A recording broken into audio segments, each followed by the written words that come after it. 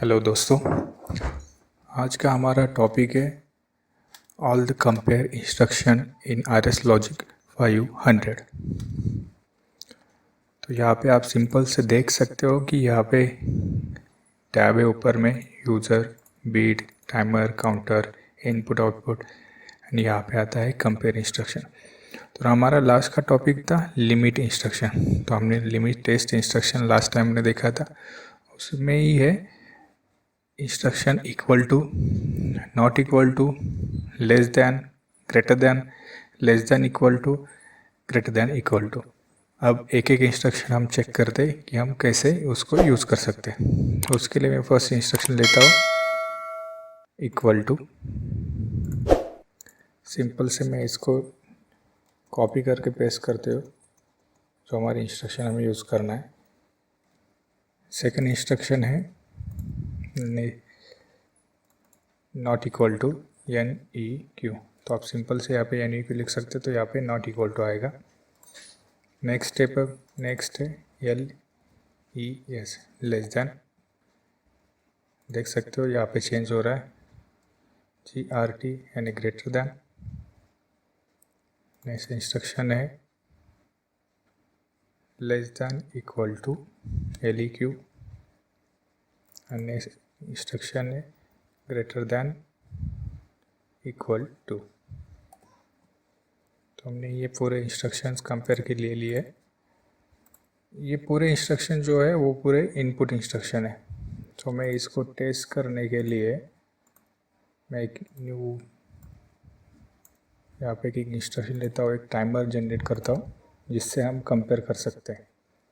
वह T4 first timer में generate करता हूँ यहाँ पे, तो इसको 30 सेकंड तक मूव करता हूँ और इसको ऑपरेट करने के लिए एक एनोब्लेट लेता हूँ।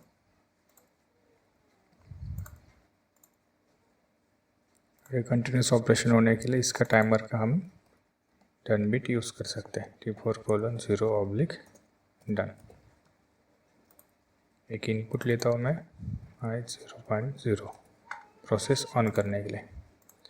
अब हर एक के लिए हम कंपेयर किससे करने वाले, टाइमर के एक्यूमुलेटर वैल्यू के साथ कंपेयर करने वाले। तो यहाँ पे मैं हर एक को टाइमर का एक्यूमुलेटर वैल्यू देता T4:0.SCC। तो हर तरफ यही मैं वैल्यू हर इसके सोर्स ए में डालता हूँ।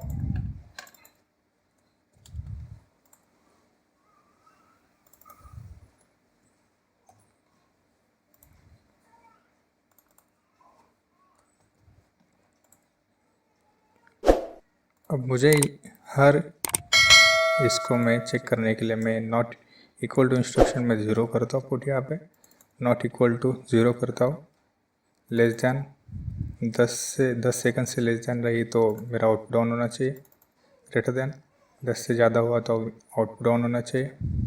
लेस दैन इक्वल टू 20 के नीचे रहा तो ऑन होना चाहिए। ग्रेटर दैन इक्वल टू 20 के ऊपर गया तो ऑन होना चाहिए। अभी हर एक के लिए मुझे एक आउटपुट सेपरेट लेना पड़ेगा। तो मैं एक आउटपुट हर एक का आउटपुट में जनरेट करता हूँ यहाँ पे, उसको एड्रेस देता हूँ, बाइनरी एड्रेस एक देता हूँ।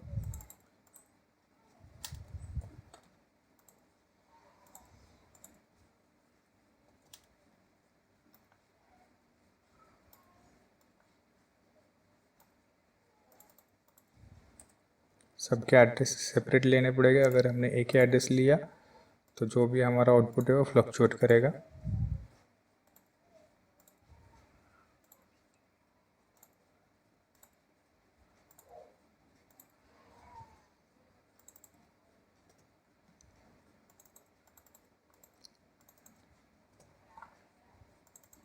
यहाँ पे क्लिक करेंगे तो आपका नेक्स्ट जो भी बाइनरी बिट अवेलेबल है वो यहाँ पे जनरेट ऑटोमेटिकली हो जाता है। ये शॉर्ट कट ट्रिक है, वो मैं यहाँ पे ऑपरेट कर रहा हूँ। चलो ये कंपेयर करके हम टेस्ट करते। ओके, एरर आ गया है हमारा क्योंकि हमारा इनपुट एड्रेस गलत हुआ है। I:0.0/0 ये हमारी इनपुट एड्रेस है। कंपेयर करता हूँ इन ऑपरेटर। यहाँ पे हमारा बाकी रह गया था।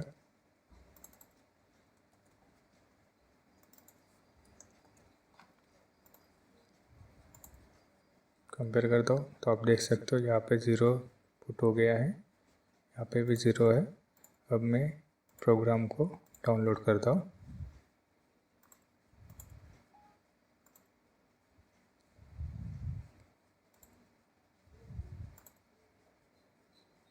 अब मैं रन करता हूँ।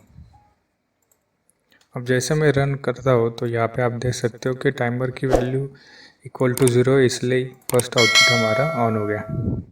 टाइमर की वैल्यू लेस दैन 10 है, इसके लिए हमारा ये भी ऑपरेट ऑन हो गया।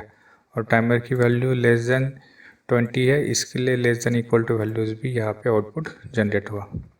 अब मैं टाइमर को ऑपरेट करता हूँ और देखता हूँ कि क्या क्या ऑपरेशन स्टार्ट हो जाता है। देख लीजिए, ये भी इक्वल टू इंस्ट्रक्शन था तो निकल गया। नॉट इक्वल टू आ गया करके 0, टाइमर की वैल्यू 0 नहीं है, इसलिए नॉट इक्वल टू का आउटपुट ऑन हो गया। ये लेस दैन ग्रेटर दैन हो गया तो इनपुट क्लोज हो गया, आउटपुट क्लोज हो गया। ग्रेटर दैन 10 है, ऑन है। लेस दैन 20 था पहले तो आउटपुट ऑन था, अभी ग्रेटर दैन 20 हो गया, आउटपुट बंद हो गया। और ग्रेटर दैन 20 है, इसीलिए आउटपुट ऑन हो गया। ग्रेटर दैन का इक्वेशन फिर से चेक करते हैं, देख लीजिए। लेस दैन फिर से हमारा टाइमर फिर से ऑपरेट होना चालू हो गया।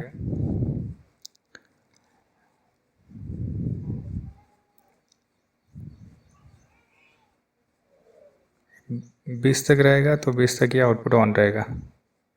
21 हो जाएगा तो ये आउटपुट देखो, ये 20 के टाइम में ये दोनों भी आउटपुट है वो ऑन रहते हैं। लेकिन अगर हम यहाँ पे जाएंगे, लेस दैन 10 रहेगा तो 9 तक ये आउटपुट ऑन होता है, 10 को ये बंद हो जाता है और ये 11 को चालू हो जाता है, 10 को चालू नहीं होगा। देख लीजिए,